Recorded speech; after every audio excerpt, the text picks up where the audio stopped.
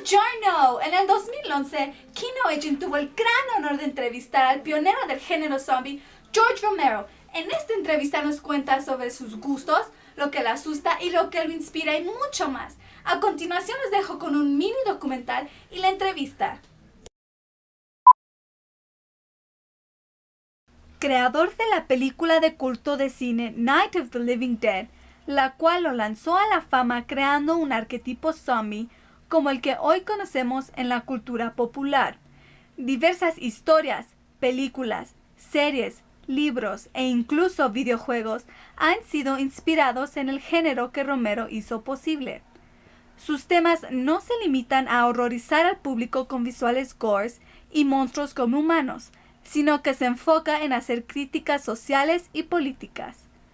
George Romero no solo ha hecho películas del género zombie, también ha dirigido películas como Martin, sin salirse de la línea del horror. Ha sido conocido por sus colaboraciones con Stephen King, otro representante del género de terror, en Pet Sematary y The Dark Half. A partir de ahí, se dedicó a hacer sátiras políticas sobre zombies. Después de Night of the Living Dead, lanzó Dawn of the Dead, Day of the Dead, Land of the Dead, Diary of the Dead y Survival of the Dead.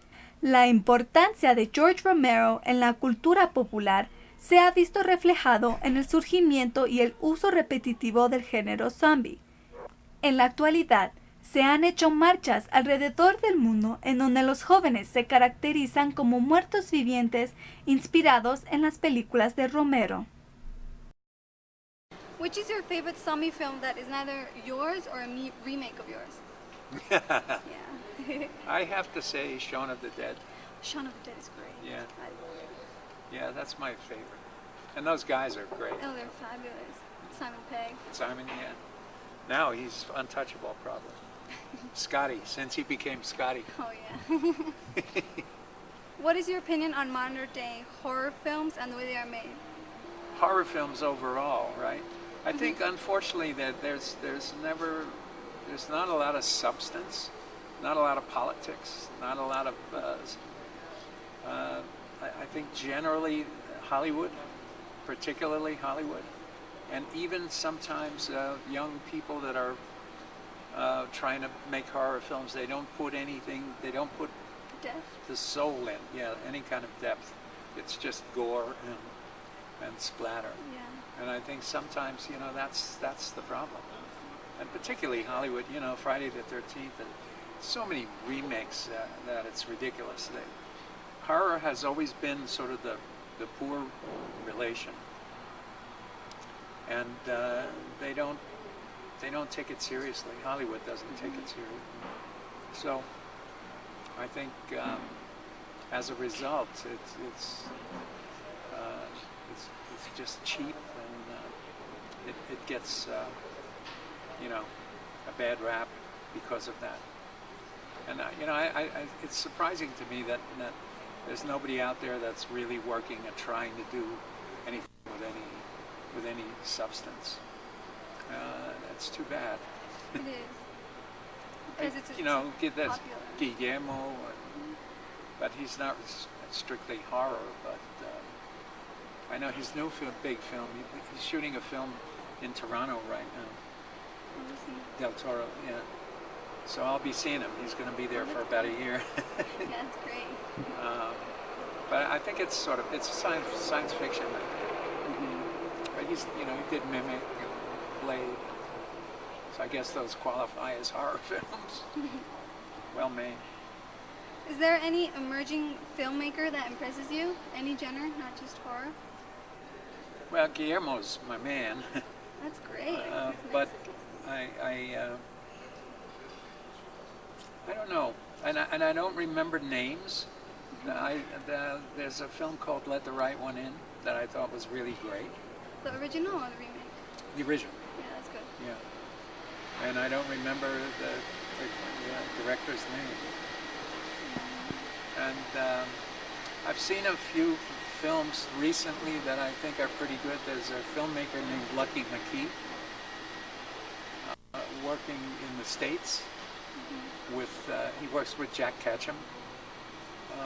Well, he worked with Jack Ketchum on a film called The Woman, and it's a great film, fantasy, really a terrific film. I think he's a very interesting young filmmaker. Lucky McKee. Which of all your films do you think is the most complete in every sense? Martin. Yeah? I think Martin is, pretty complete. And the zombie films are complete for what they are, but they're more sort of political satire almost. So I don't feel that it's a serious work. Martin, I think, was. Night Riders, I thought, was a complete film, and very much about me. It was very sort of personal. And I have a fonder memory of those films than any of the zombie films, because the zombie films are almost like a gimmick. It's my way of being able to make a statement, and so I don't think of them as serious attempts at filmmaking. They're serving a different purpose. You've been related to a lot of Stephen King adaptations. So which is your favorite Stephen King book? Favorite King book? Gosh, I don't know. I loved Salem's Lot, just as a read. I thought it was great. And I've worked with Steve on several projects, but I've only made, Creepshow, which Steve wrote, and I wrote Creepshow 2, and then I wrote the screenplay for Dark Half. But we worked together on The Stand and on Pet Cemetery, but they never got made. They got made by my ex-partner. So. Yeah, I saw. The Dark Half is great. I loved it. Well, thank you. Yeah, I liked it too. It just didn't. I don't know. Orion, terrible studio. They made me change the ending on both the films that I did, and I don't know. They were supposed to be the filmmaker-friendly studio, but it didn't work out that way for me. It's still good. I think it still works, but they actually never finished it. They never let me score the last reel. We never did music for the last reel. We had to steal music from the other reels in order. Anyway, it was terrible. They were out of money, basically. They were about to go bankrupt. But we got through the film. We made it. Is there anyone you've been wanting to work with but haven't been able to? Marlon Brando. That'd be magnificent. But I'll have to bring him back from the dead. Yeah. Ironic. No, those are the guys. The people that I admired when I was coming up, and never got to meet or never got to work with, because they're the ones that inspired me. So many of them are already dead, and I got to work with Dennis Hopper, who was one of my heroes. He was great from the times, from the Easy Rider days. I think that he became a Republican in his later years. So in fact, we had a few discussions about that. But Leguizamo, great, wonderful actor. So. Do you think a filmmaker is taught to be well, or is he born a good film director? That's tough. I think you teach yourself mainly. If you care a lot about it, you just are more observant, and you learn. Why does this work? Why does that work? And basically, you teach yourself. You can get tips. I suppose that there are teachers who, just like in everywhere, there's teachers. There's wonderful teachers, and then there's just teachers that are not inspiring. So I can understand a teacher that might be an inspiration, but I think in the end you teach yourself. You're depending on how much interest you have in it and how much affection you have for the medium, you teach yourself. And it's a learning curve. I never went to film school, but you can see over the years, if you look at all my films, how I developed better, I became a better craftsperson, you know. Do you think a big budget film could turn out to be something amazing and with depth instead of just a summer blockbuster? I suppose, maybe, but it depends on the project, right? Any It was examples? supposed to be Avatar, which I didn't think was very good at all. You know, Lawrence of Arabia. What do you think the best blockbuster, the best huge Hollywood film is?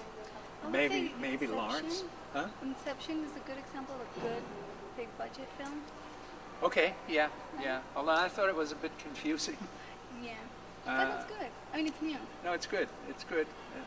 It is good, and it's thought-provoking and everything else. But I didn't think it was for everybody. I didn't think it was talking to everybody. It was very interesting for sure. I don't know I guess it was considered a big budget film. I think it was. I don't know. I guess Leonardo's big budget and Yeah. up. Mexico is full of independent filmmakers. Do you have any advice for them? Yes. Don't make zombie movies. Everybody makes. People give me the films that they have made, you know. We will go home from here with dozens of movies. They're all zombie movies, and it's, you know. So I say, find something else to do. Have you ever received a good one? Yes, a couple of good ones. There have been a couple of really good ones, and they did a contest. I shouldn't say we did. Universal did a contest when Land of the Dead came out, inviting people to make a little zombie film, and then I had to judge them. But I didn't see them all. They only sent me the top 10, or what they thought was the top 10. And I saw one really good one there. And also there's a guy, do you ever hear Penn and Teller? Yeah. Teller we're both Penn and Teller. I love zombie films. But Teller made one of the films that entered that contest. And I thought it was really a terrific little film. Was it comedy? Yeah, and, it had humor, but no, it wasn't comedy. It was tragic.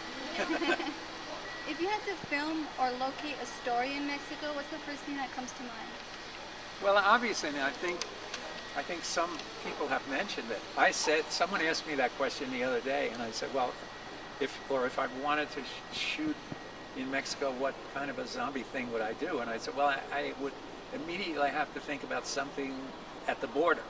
And then someone just today said, well, you know, we see in Land of the Dead, we see when the zombies are trying to get across the river, we see it as us trying to go across the border. And so I guess there's something there. But I don't have an idea. You know, I don't automatically have a story that I can say, oh, here's what it is. Yeah. But probably something about that. People not letting the zombies in, you know, somehow, and trying to hold the border. And at least it could be possibly about the problems with immigration, and, you know. And that could make a strong statement. Yeah, it could. It could be. So it's actually given me an idea, maybe something to work on. So what scares George Romero? Oh man, humans. Yeah, they're scary. Yeah, you know. Cases are scary. The neighbors. That's it. It's always been life, not monsters. Monsters have always oddly seemed somehow friendly to me. Even as a kid, I'd go to see Frankenstein, and he seemed like an okay guy. Even then, the mobs that were chasing him, I disliked them, of course, much more than the monster. Yeah. And so I've never. It's never been monsters that have scared me. It's always just those guys, the guys with the torches. Like in Martin, I have some of those. Yeah. See,